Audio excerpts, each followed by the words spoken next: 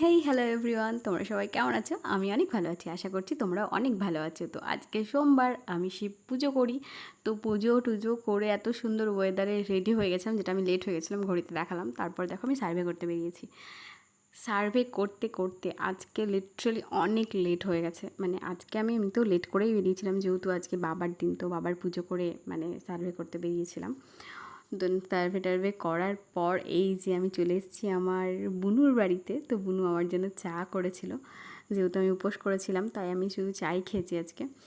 তো এই মহারানী আমার জন্য চা করেছে, আর দেখো না এমন করে লুকাচ্ছে, মনে হচ্ছে একদম নতুন কনে, মুখ দেখাবে না, একদম লজ্জা বস্ত্র দিয়ে ঢেকে রাখতে হবে ওর মুখটাকে।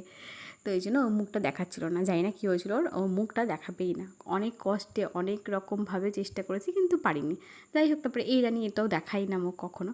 এই দেখো এমন করে ক্যামেরাটা কেড়েছে না যে কী বলবো। তারপর আজকে হচ্ছিলো আমাদের এখানে মনসা গান। মনসা গানের ওখানে তো রোজই পুজো হয়, তো আজকের পুজোতে আমি অঞ্জলি দিতে গিয়েছিলাম। তো তারপর আমি বাড়ি চলে এসেছি ওখান থেকে।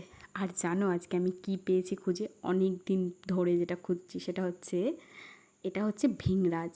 আমি অনেক দিন ধরে ভিংরাজের গাছ খুঁজছিলাম কিন্তু পাচ্ছিলাম না, ফাইনালি আজকে আমি পেয়ে গেছি। আর এটা পাওয়ার আনন্দই আলাদা। তো আজকের জন্য এইটুকুটাই, টাটা বাই বাই, তোমরা ভালো থেকো।